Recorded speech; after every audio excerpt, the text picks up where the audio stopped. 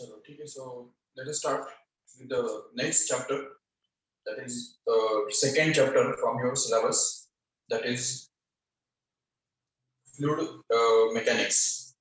ठीक है, fluid mechanics, or you can say the properties of fluids. ठीक है, the properties of fluids.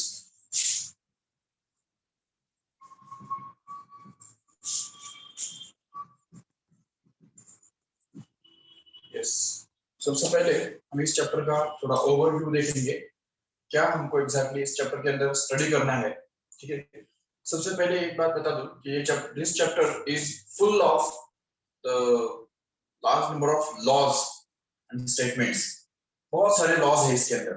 ठीक है, बर्नौलीज लॉ या जैसा कि स्टोक्स लॉ, बहुत सारे लॉज है. ठीक है. यस, नहीं, I could not here you.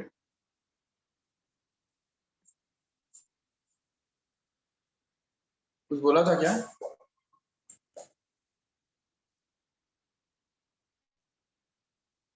Okay, ठीक है. तो बहुत सारे लॉज इसके अंदर है, जैसे कि हमने अभी देखा, Stokes law, Newton's law, even Pascal's law, and बहुत सारे लॉज है. ठीक है, तो अकॉर्डिंगली ये हमको करना है. और इस चैप्टर के अंदर अगर देखते हैं ब्रॉड सेंस में, अगर देखा जाए, there are 3 parts. Mainly, this chapter can be categorized in 2 major parts.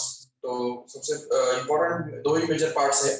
तो उसके अंदर सबसे पहले आ जाता है fluid statics. We can say fluid statics.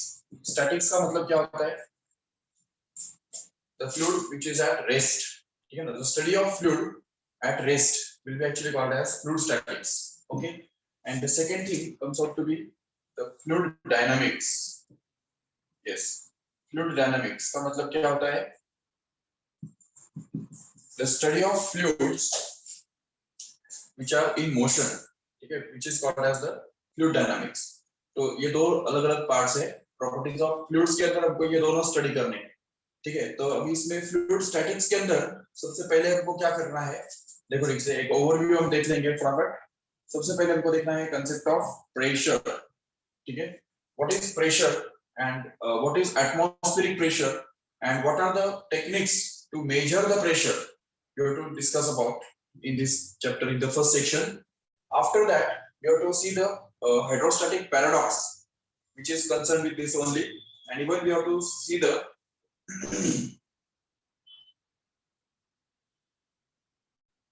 Archimedes principle in this chapter only.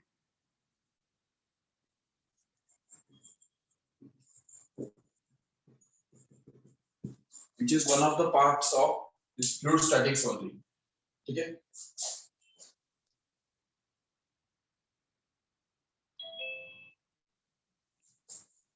Okay, board focus कर रहा है क्या?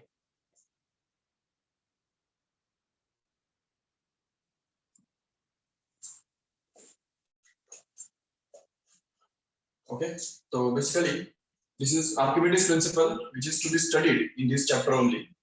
And even how the pressure is related with density, that is also to be studied here in this case. Density के साथ कैसे pressure related होता है, वो भी हमको यहाँ पे स्टडी करना है.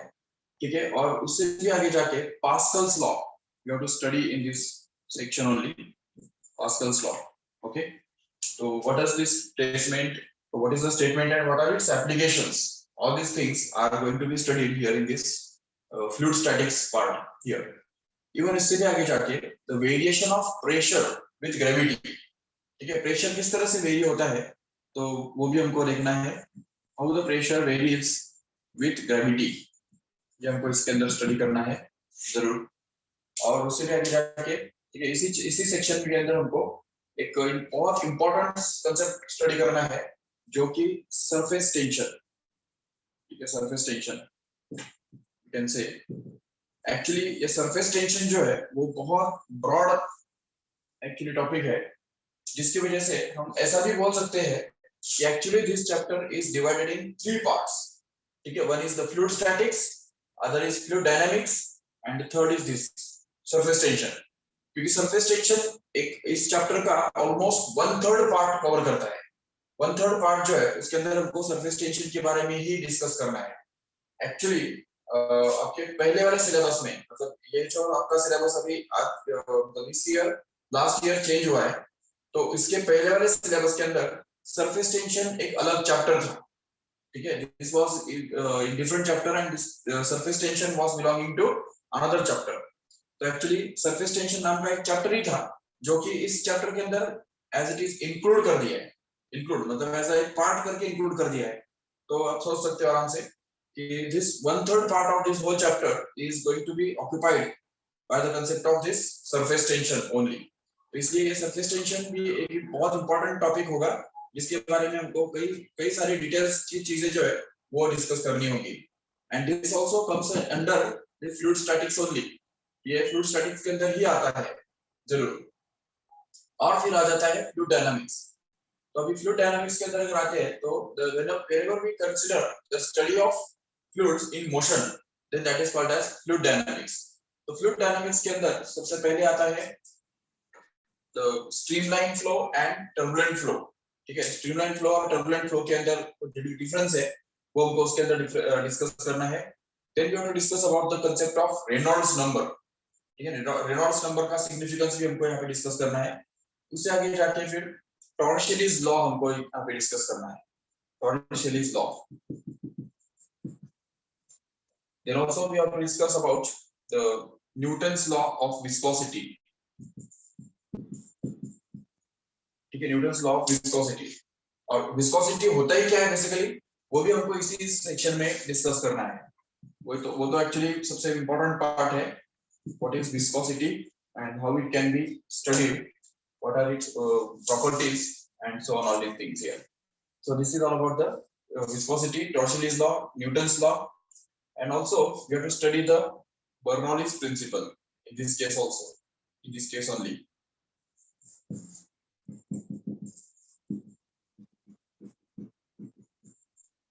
Okay, Bernoulli's principle भी हमको इसी सेक्शन में स्टडी करना है, which is actually the law of conservation of energy, which is just customized for fluids. ठीक है, fluids के लिए कस्टमाइज किया हुआ law of conservation of energy ये है. और इवन इसी में हमको स्टोक्स लॉ भी स्टडी करना है, स्टोक्स लॉ जो कि इसी रिलेटेड है. And we have to study the concept of critical velocity, sorry terminal velocity here in this case. Terminal velocity क्या होता है और उसका एक्सप्रेशन क्या होता है, how can we derive that, we have to study it in this section only. The concept of terminal velocity and also its applications. तो इन सब के जो एप्लीकेशंस है वो भी हमको इसके अंदर देखने हैं. ठीक है, बहुत इंटरेस्टिंग चीजें हमको यहाँ पे देखनी है फ्लूइड डायनामिक्स के अंदर. ठीक है, yes. So all this things are to be studied in this chapter. So this is just a brief overview of this whole chapter. So let us understand first of all what is fluid. ठीक है, fluid होता ही क्या है, what do you mean by the fluid? Fluid का मतलब something which can flow. तो fluid का मतलब होता है, fluid means either liquid or gas.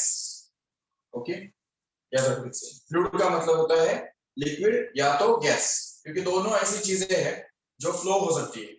ठीक है, तो इसीलिए इसको हम fluid बोलते हैं.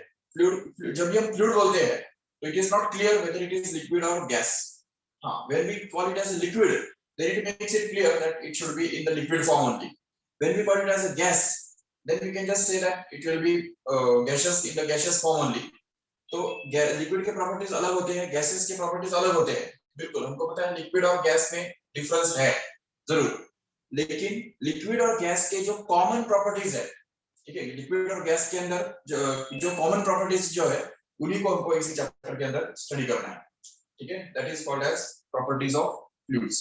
Yes, okay. So let us start with the first concept, that is about the pressure. Yes, now see here, what do you mean by pressure? Pressure होता ही क्या है ये हमको समझना है.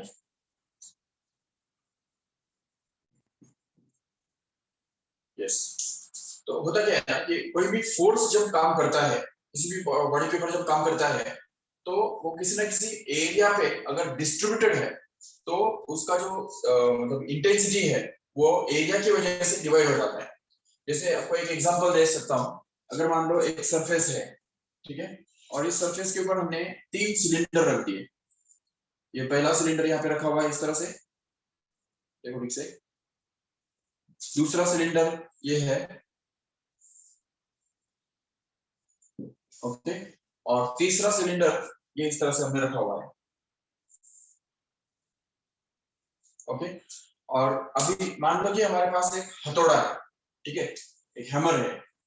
अभी इस हैमर को यूज करके अगर हम इन तीनों सिलेंडर्स को अगर स्ट्राइक करेंगे, ठीक है, इसको भी स्ट्राइक करेंगे, इसको भी स्ट्राइक करेंगे, इसको भी स्ट्राइक करेंगे, if you apply the same force on all these 3 cylinders, then which one will just penetrate more in the ground? तो यहाँ पे ग्राउंड के अंदर कौन सा वाला सिलेंडर सबसे ज्यादा अंदर घुसेगा? ग्राउंड के अंदर सबसे ज्यादा अंदर के कौन सा जाएगा? कौन बताए? So the first one. First one ज्यादा अंदर जाएगा, Third one. Or the last third one. Same force apply किया ना हमने तीनों के ऊपर, जितना इसके ऊपर हमने फोर्स अप्लाई किया उतना ही इसके ऊपर भी किया और उतना ही इसके ऊपर भी किया। तो तीनों के ऊपर अगर हमने सेम फोर्स अप्लाई किया, लेकिन देखो एरिया जो है वो अलग अलग है। यहाँ पे बहुत बड़े एरिया पे वो फोर्स डिवाइड हो गया, मतलब डिस्ट्रीब्यूट हो गया ना, डिस्ट्रीब्यूट हो गया, इसलिए यहाँ पे वो ज्यादा पेनिट्रेट नहीं कर पाएगा।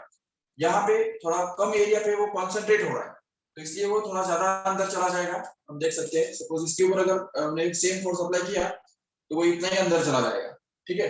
अगर इसके ऊपर सेम फोर्स अप्लाई किया तो हो सकता है कि वो इतना अंदर चला जाए, जरूर, ठीक है। ऑब्वियसली यहाँ से भी नीचे जाएगा थोड़ा, ओके। और अगर इसके ऊपर अगर हमने सेम फोर्स अप्लाई किया तो ये जो है वो जरूर और ज्यादा अंदर चला जाएगा, इतना ज्यादा अंदर चला गया। देखो ठीक से, समझ सकते हो ठीक से कि जितना अगर हमने सपोज सेम फोर्स अगर तीनों सिलेंडर्स के ऊपर अगर अप्लाई किया तो ये जो सिलेंडर है वो सबसे ज्यादा अंदर जाएगा, क्योंकि वो कम एरिया पे काम कर रहा है। इसके ऊपर जो काम करने वाला जो फोर्स है वो हम कहेंगे कॉन्सेंट्रेट हो रहा है, हो सकता है ऐसा, कॉन्सेंट्रेट हो रहा है, इतने छोटे एरिया में कॉन्सेंट्रेट हो रहा है, इसलिए वो नीचे ज्यादा नीचे जा पा रहा है, राइट। बट यहाँ पे अगर हमने वही फोर्स अप्लाई किया तो वो थोड़ा डिवाइड हो गया, एरिया बढ़ गया ना। तो एरिया बढ़ने की वजह से अगर मान लो इसका एरिया 1 सेंटीमीटर स्क्वायर है और फोर्स जो है वो सपोज 100 न्यूटन है, ठीक है।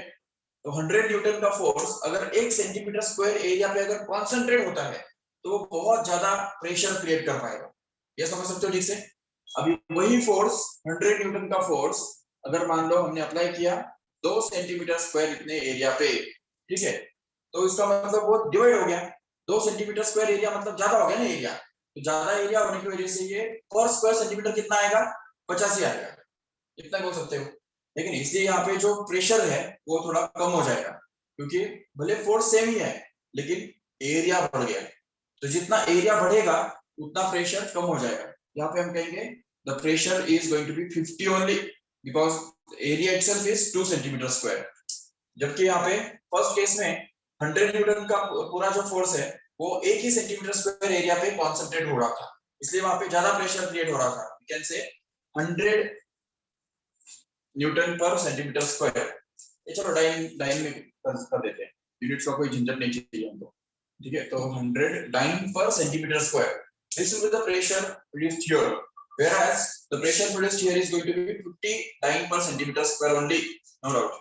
But now if we suppose this apply the same force on this first cylinder here, and whose area is going to be suppose 4 centimeter square, now just tell me how much pressure it will be able to create in this cylinder, ठीक है। तो यहाँ पे 100 को हमको 4 से divide करना होगा, क्योंकि उतने 4 पार्ट्स में वो डिवाइड होने वाला है।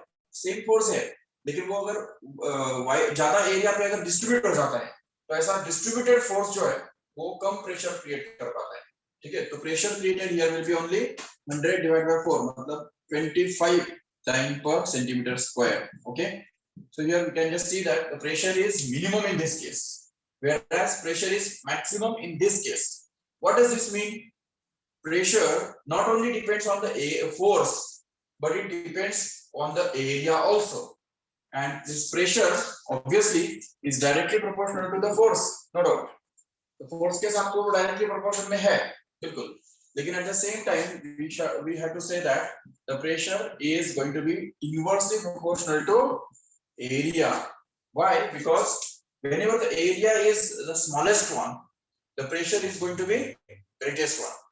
जहाँ पे एरिया बड़ा है तो प्रेशर सबसे कम है, तो इसीलिए हम ये बोल सकते हैं कि pressure is going to be inversely proportional to area, and hence you can say in this case that the pressure is actually going to be directly proportional to the force and inversely proportional to the area. Means pressure must be proportional to the ratio of force and area, correct? So you can just say that it will be the ratio of force to area. This is actually the definition of pressure. Remember, pressure is defined as force per unit area, and as its definition gives us, तो जैसे हमको इसका definition मिल जाता है तो तुरंत हम उसका unit निकाल सकते हैं. What can be the SI unit of this pressure? We can just find it out.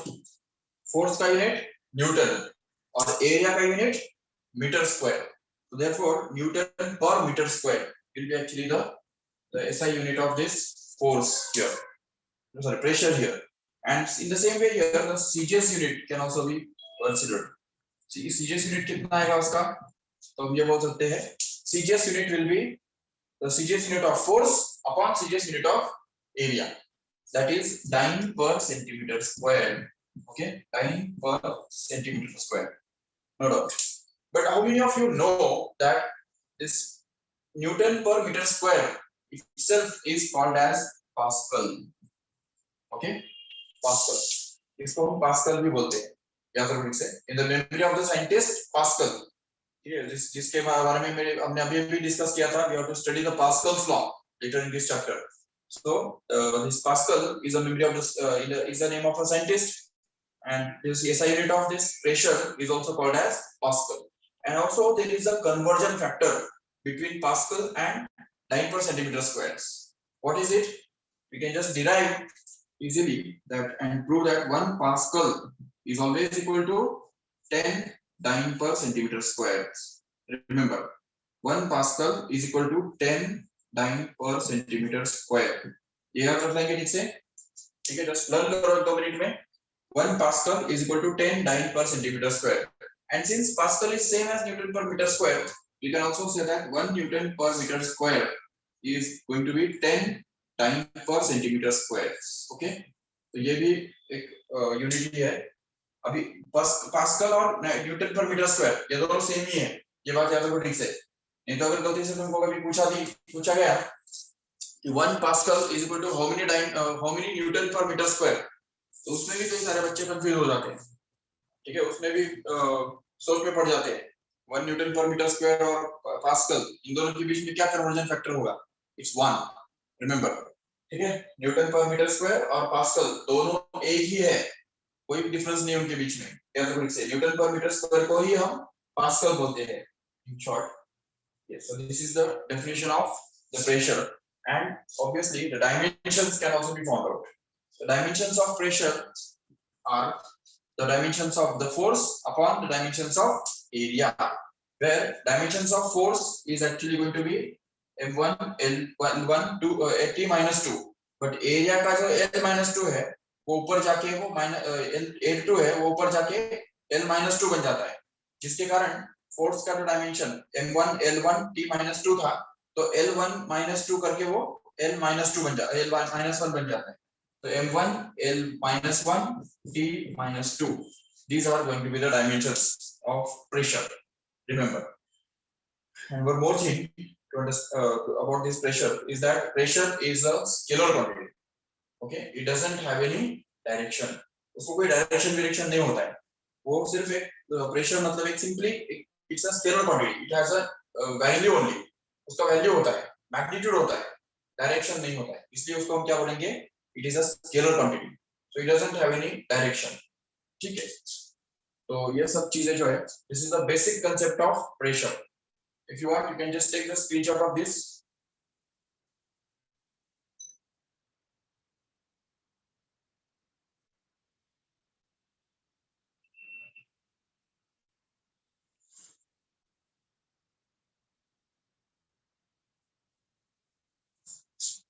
Okay. Yes, let us see the next concept now. in this chapter.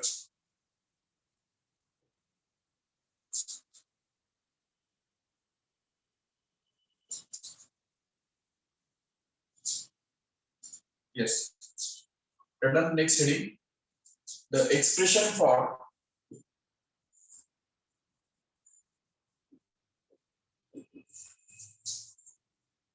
pressure exerted by a liquid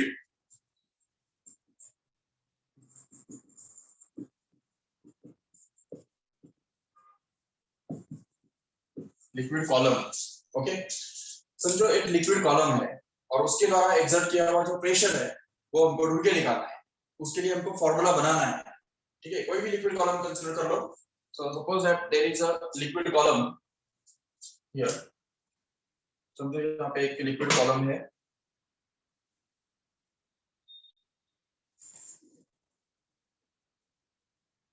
okay, there is a cylinder.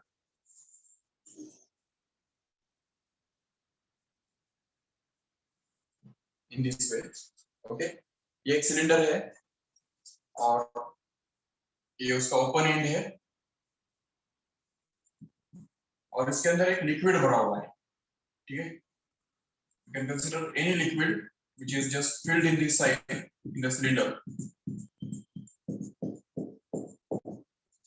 Okay, अभी सोचो कि suppose h is the height up to which this cylinder is filled with the liquid.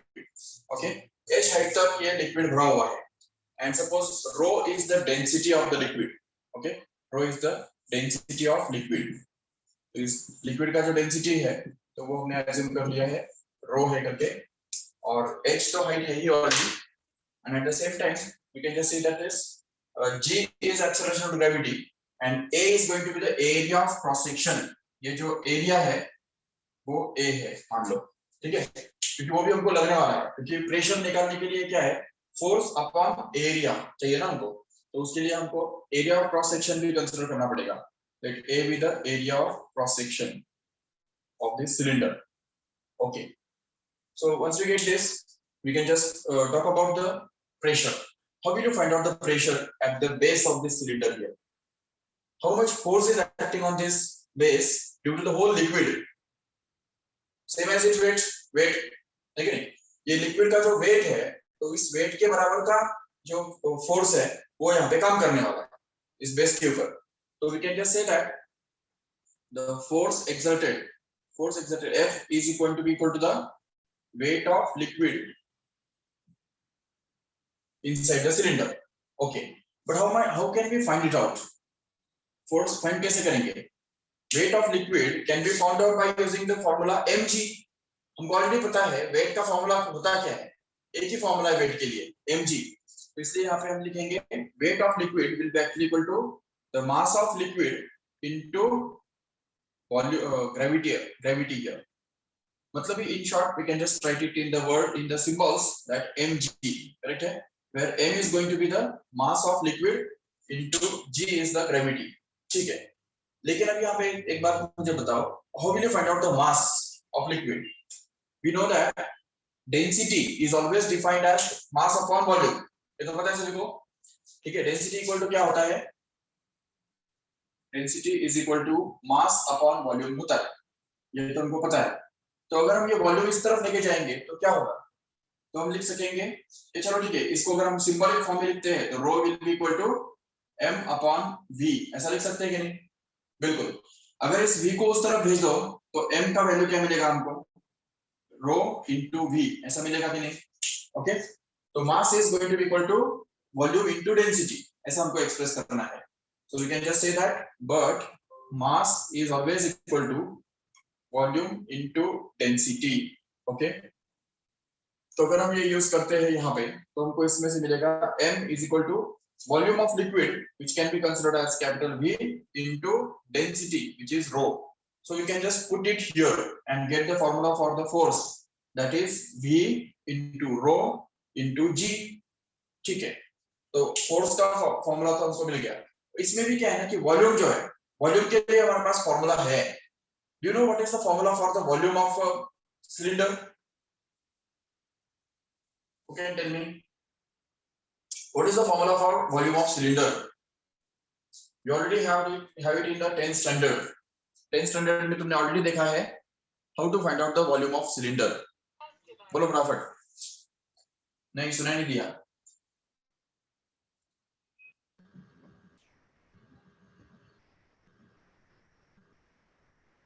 Mic को क्या हो गया?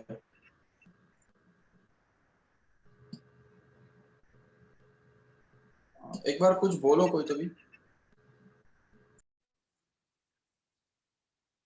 चलो ठीक है. So basically volume of a cylinder is going to be equal to pi r square h. चलो ठीक है. यहाँ पे मैं लिख रहा हूँ volume is equal to pi r square into h.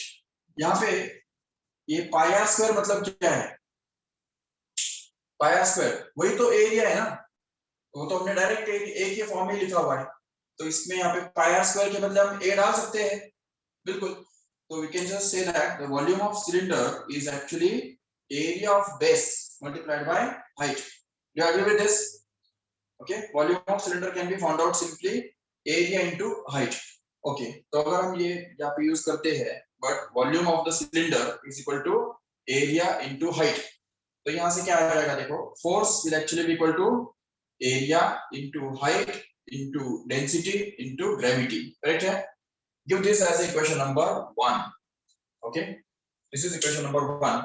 We are going to find out the expression for pressure. Remember, so pressure निकालने के लिए हमको force चाहिए. Area तो already है ही हमारे पास. तो अभी बाकी क्या रहा? Let's find out the pressure. It will be very easy to find out the pressure now because we have the force already. Okay, so now according to the definition of the pressure, pressure is defined as force upon area. So if you just put the values of this force here, then we can get this as pressure is equal to the force which is A H rho G, that is to be divided by area. अभी क्या होगा यहाँ पे? सीधी बात है, area cancel हो जाएगा. तो अगर ये एरिया को कैंसिल कर दो तो प्रेशर का फॉर्मूला क्या बनेगा? H rho G. This will be the formula for finding the pressure exerted by a liquid column, which is very easy. Okay, we can just consider this here. This is the formula for pressure exerted by any liquid column of height h, of density rho, and in the gravity g. Whenever a liquid of density rho is filled in a liquid column or filled in a cylinder up to the height h, then it exerts a pressure P, which is given by h rho g on the base. Remember. तो ना सिर्फ base बल्कि यहाँ पे भी हम एक देख सकते हैं कि अगर सपोज हमको यहाँ पे प्रेशर चाहिए, इधर का प्रेशर चाहिए, क्या करेंगे बताओ? How will you find out the pressure at this point here? You just consider this height which is above the liquid.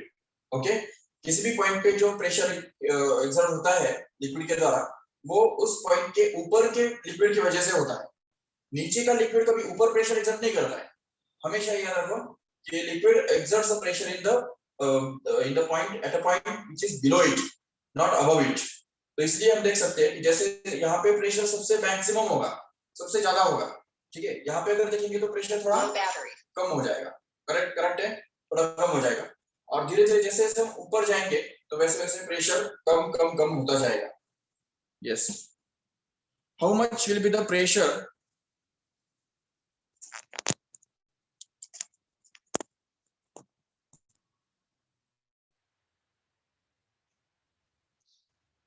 Power off. Yes. If you want, you can just take the screenshot of this. This is a 3 marks derivation. Okay, which can be asked in exam under the heading derive expression for pressure exerted by liquid column on its base. Okay, इसमें कुछ doubt है? समझा पूरा ठीक से? What we have done? See, first of all, we have find out the force acting on the base, and force is going to be equal to the weight of liquid. And weight मतलब क्या होता है? Mass into gravity, मतलब m into g.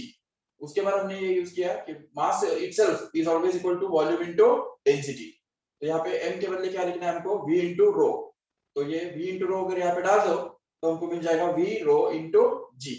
This becomes the force acting on the base due to the weight of the liquid. Okay, but this v is actually going to be equal to area into height. Correct है। तो volume को हम लिख सकते हैं pi square into h, but pi square is nothing but the area, so it becomes area into height. वैसे भी volume का एक इंपॉर्टेंट फार्मूला है कि बेस एरिया इनटू हाइट, ये भी सिलेंडर का फार्मूला है, याद है ना तुमको? तो उसको यूज करके हमको ये मिलता है volume of cylinder is equal to base area into height. If you just put it here, then we can get the formula for the force, that is area into height into gravity into density. So if you just put this value of F that is equal to AH rho G in the formula for the pressure, that is equal to force upon area. तो यहाँ पे हमको मिलता है AH rho G upon A itself. So that A gets cancelled and we are left with H rho G. Learn this formula correctly. The pressure exerted by a liquid column is always equal to H rho G. ठीक है, learn करो ठीक से, H rho G. Okay, तो इससे हमको ये भी पता चलता है कि the pressure depends on the height of liquid column. Correct है? Also it depends on the density of liquid. Yes. तो अगर obviously gravity also, gravity पे तो वो करेगा ही करेगा जरूर, और डेंसिटी पे भी करेगा और हाइट पे भी करेगा। इसका सीधा मतलब यह होता है कि अगर मान लो कि एक पर्टिकुलर टेस्ट ट्यूब के अंदर समझो दो पर्टिकुलर टेस्ट ट्यूब्स है, ठीक है, और दोनों के अंदर अगर हमने एक में वाटर डाल दिया, this is suppose water, okay, and here this in the second test tube there is a mercury, okay, यहाँ पे मर्क्यूरी डाल दिया, and here it is water. कौन से टेस्ट ट्यूब के बेस में ज्यादा प्रेशर रहेगा? बोलो फटाफट, वाटर वाले या मर्क्यूरी वाले? और क्यों? दोनों लिक्विड्स है, ठीक है, वाटर भी लिक्विड है, मर्क्यूरी भी लिक्विड है, लेकिन ये हमको पता है कि mercury is more denser then water, ये पता है सभी को। तो अगर मर्क्यूरी का डेंसिटी ज्यादा है वाटर के कंपैरिजन में, तो जरूर सेम हाइट होने से, सेम प्लैनेट पे रखने से जरूर यहाँ पे मर्क्यूरी के बेस पे ज्यादा प्रेशर एक्ट होगा, ठीक है, यहाँ पे हमको ज्यादा प्रेशर मिलेगा जबकि यहाँ पे कम प्रेशर मिलेगा। ये बात हम समझ सकते हैं आराम से, ठीक है। You have to understand that the pressure at the base of mercury will be more than the pressure at under the water if height is same, अगर height same है तो, नहीं तो नहीं, ठीक है। तो इसलिए हम ये कह सकते हैं कि the mercury column will have more pressure than water column if they are having the same level or same height, okay। और अगर सपोज हमने एक सैंपल है, मान लो एक सैंपल मर्क्यूरी का है, वो यहाँ पे अर्थ पे रखा, ठीक है, और उसका प्रेशर नोट डाउन किया, वही अगर हम उसको मून पे लेके जाते हैं और जुपिटर पे लेके जाते हैं, तीनों केसेस में हम अगर प्रेशर चेक करते हैं तो कहाँ पे हमको ज्यादा प्रेशर मिलेगा, बता सकते हो, और क्यों? If a test tube filled with mercury is taken to suppose moon and Jupiter, or obviously earth also, so where we can get more pressure in that case? कहाँ पे ज्यादा प्रेशर मिलेगा, मर्क्यूरी पे, सॉरी जुपिटर पे या moon पे?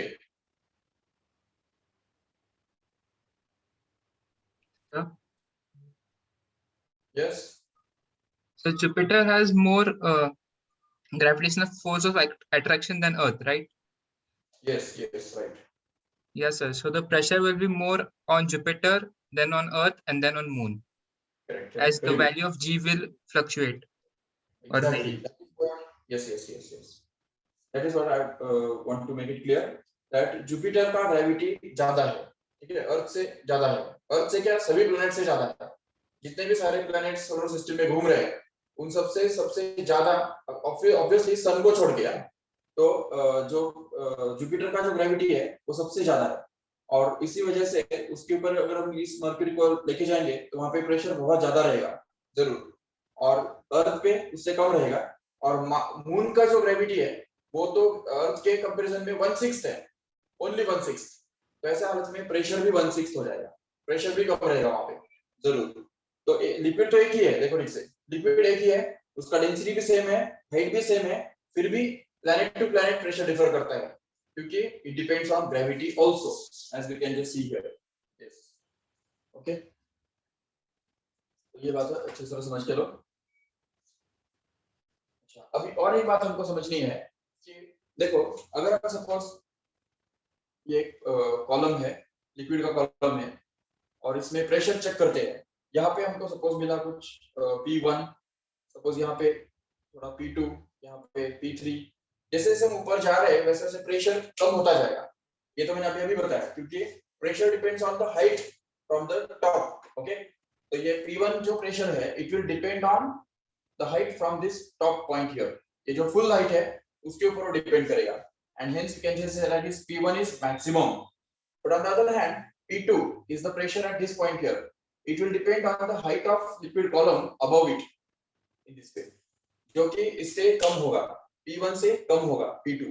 क्यों? क्योंकि उसका जो हाइट है ऊपर से वो कम है, इसलिए P2 थोड़ा कम होगा, नो डाउट। और इवन P3 जो है वो P3 उससे भी कम होगा, क्योंकि उसका जो हाइट है टॉप पॉइंट से या फ्री सरफेस से वो और ही कम है। तो जितना जितना हम ऊपर ऊपर जा रहे हैं वैसे वैसे प्रेशर क्या होगा, कम होता जाएगा। बिल्कुल। और अगर यहाँ पे हम आ जाते हैं, इधर इस पॉइंट पे अगर आ जाते हैं, तो प्रेशर कितना बनेगा, क्या बोल सकते हैं? What will be the pressure at this point here?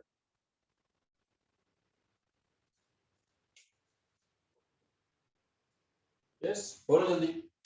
जैसे जैसे हम ऊपर जा रहे हैं वैसे वैसे क्या हो रहा है, प्रेशर कम कम कम कम होता जा रहा है, क्योंकि हाइट भी कम होता जा रहा है ना। अब यहाँ पे इतना तो हाइट है, यहाँ पे अगर चले जाओ तो इतना छोटा हाइट रहेगा, यहाँ पे चले जाओ तो हाइट ही नहीं है ना, नो हाइट नो प्रेशर, है कि नहीं? तो इसलिए वहां पे जो है, yes, there will be no pressure at this point, at the point which is just on the surface of this liquid column here. Okay, lekin we can say that there is no pressure due to liquid at this point here. What about the air? Air की वजह से यहाँ पे pressure होगा या नहीं होगा? जरूर होगा, है कि नहीं? क्योंकि ये पॉइंट की वजह ऊपर भले लिक्विड ऊपर नहीं है, लेकिन एयर तो है कि नहीं उसके ऊपर? एयर तो है जरूर, और एयर की वजह से जरूर कुछ ना कुछ प्रेशर यहाँ पे क्रिएट होगा। अगर हम कहें कितना होगा, तो हम ये देख सकते हैं कि कोई भी सरफेस जो होता है उसके ऊपर जो भी प्रेशर होता है, उसके लिए एक सिंपल सी एक चीज समझो। यहाँ पे सपोज दिस इज, ये हमने अर्थ, सपोज हमने यहाँ पे डायग्राम ड्रॉ किया है, this is the earth. Okay, yes, and suppose this is the surface of earth, ये सरफेस है अर्थ का।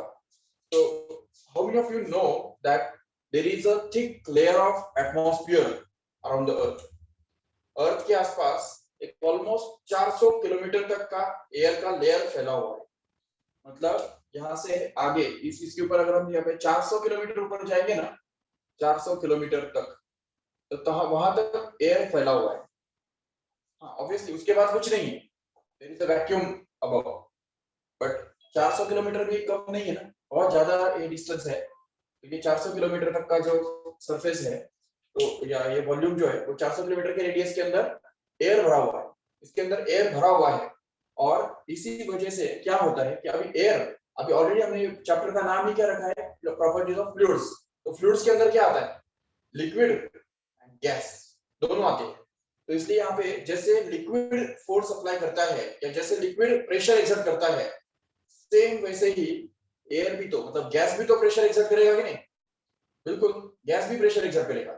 मतलब जो एयर, यहाँ पे एयर का ये कॉलम भरा हुआ है, ये 400 किलोमीटर का जो कॉलम है, अगर हम ये कंसीडर करते हैं, या सपोज एक कॉलम कंसीडर करते हैं, तो इस कॉलम के अंदर क्या होगा, जरूर एयर होगा कि नहीं? तो इस कॉलम की वजह से भी इस कॉलम का जो वेट है वो भी तो यहाँ पे काम कर रहा होगा इस सरफेस के ऊपर। बिल्कुल, और ऐसे हर एक पॉइंट पे काम होगा। यहाँ पे अगर देखेंगे तो यहाँ पे भी एक कॉलम बना सकते हैं जिसका प्रेशर यहाँ पे काम कर रहा है डाउनवर्ड डायरेक्शन में। यहाँ पे भी हम बोल सकते हैं there will be a column of 400 kilometer of air and it will be exerting some pressure on the earth, on the surface of earth in this way. So at every point on the surface of earth there is a pressure acting on it due to the air. ठीक है, ये air की वजह से continuously चारों तरफ से इस अर्थ के सरफेस के ऊपर कुछ ना कुछ प्रेशर काम कर रहा है, ऑलरेडी कर रहा है। ठीक है, and that is actually called as the atmospheric pressure, remember, okay, उसको हम क्या बोलते हैं, एटमॉस्फेरिक प्रेशर। एटमॉस्फेरिक प्रेशर मतलब क्या, the pressure exerted by the 400 kilometre high thick layer of air. तो इस एयर के कॉलम की वजह से जितना भी प्रेशर एक्ट होगा इसके ऊपर यहाँ पे, उसको हम बोलेंगे atmospheric pressure. Can you find this out, how much it must be, how will you find it out? अगर हमको ये एटमॉस्फेरिक प्रेशर फाइंड करना है, कैसे फाइंड करेंगे?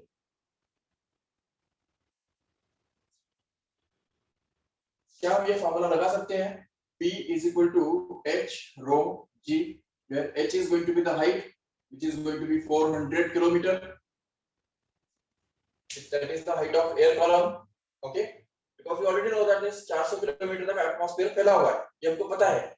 ये 400 किलोमीटर हाइट हम यहाँ पे डाल सकते हैं जरूर।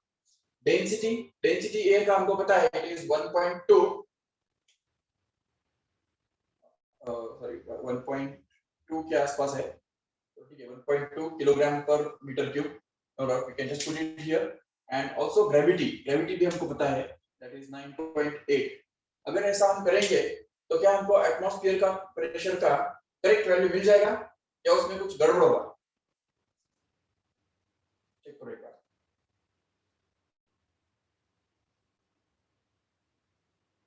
यस, ये फॉर्मूला अप्लाई करने से हमको एटमॉस्फेरिक प्रेशर मिलेगा या गड़बड़ होगा, उसके अंदर गलत आएगा? और अगर गलत आएगा तो क्यों?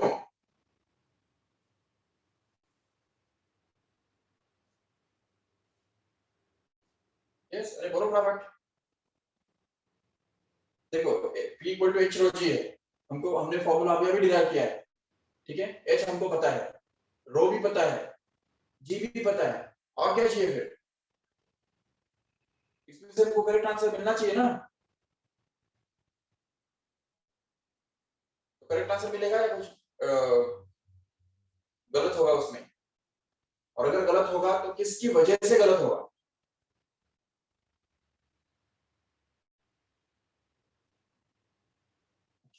देखो अब यहाँ पे क्या है ना कि 400 किलोमीटर तो ठीक है, बट ये भी हमको अच्छी तरह से जानना है, याद रखना है।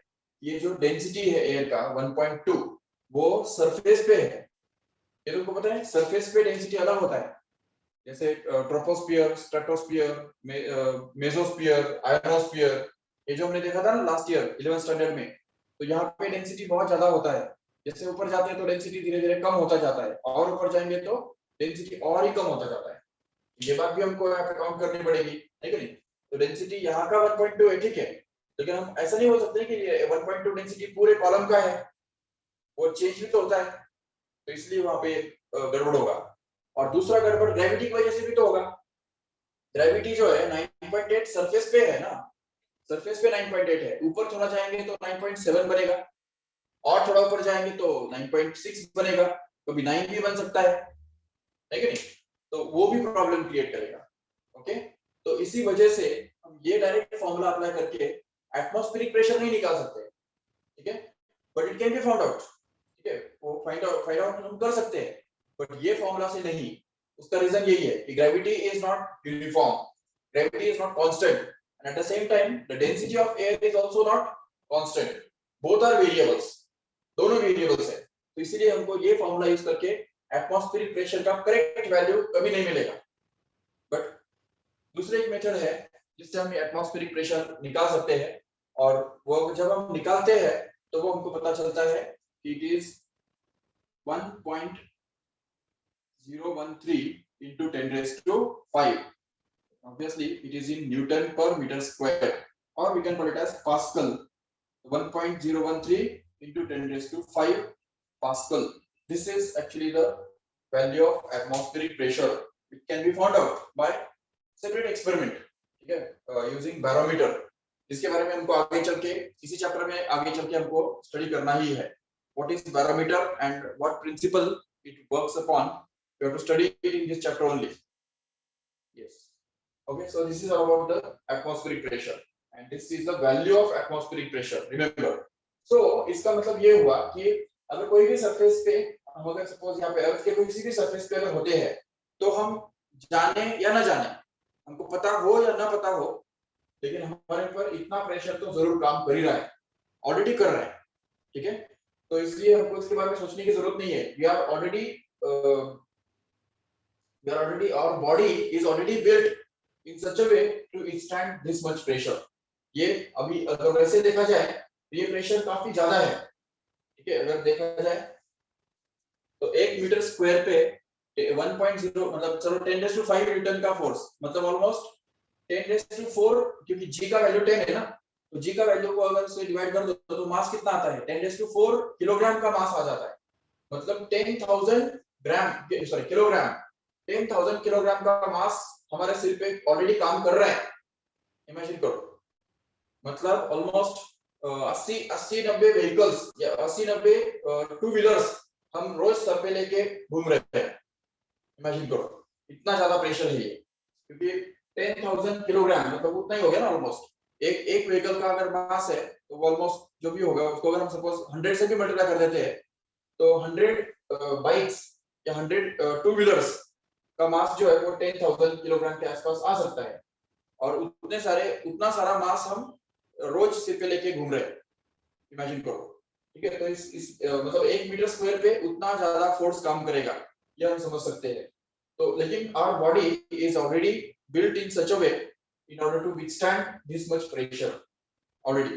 इवन उल्टा अगर हम इससे कम प्रेशर अगर हो जाए तो हमारा बॉडी सही नहीं पाएगा, सहन नहीं कर सकता है।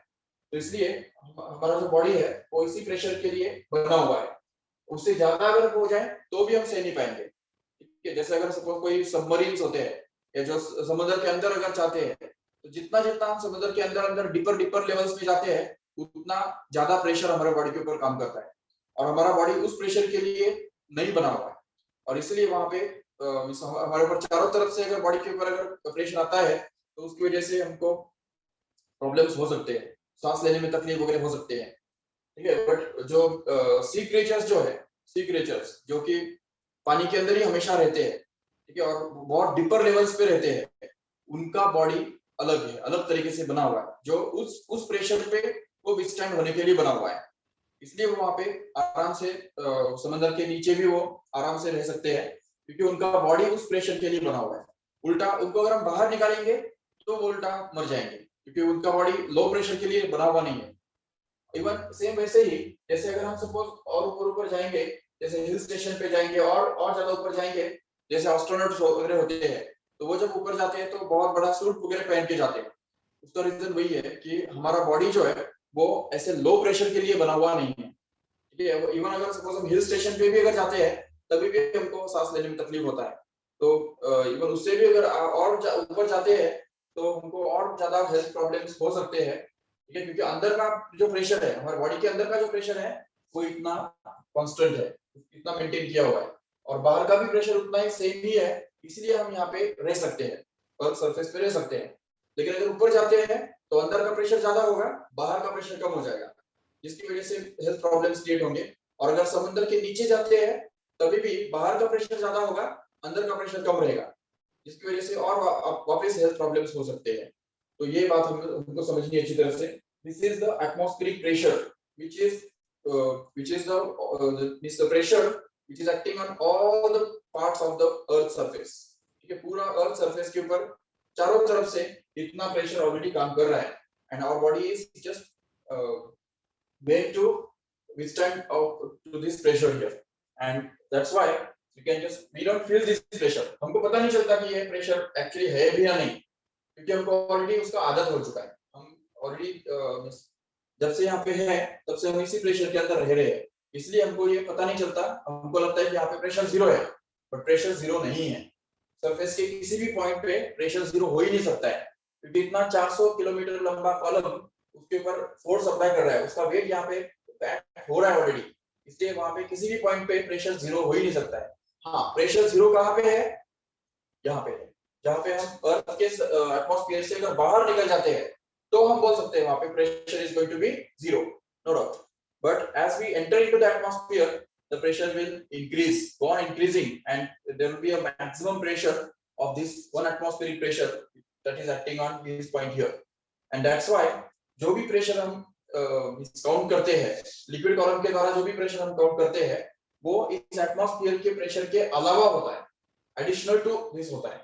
तो इसलिए यहाँ पे हमको ये समझना है कि this is the concept of atmospheric pressure, remember. Okay, yes, centre of Earth. अभी अर्थ जो है, Earth is not a liquid ना, Earth is not a liquid.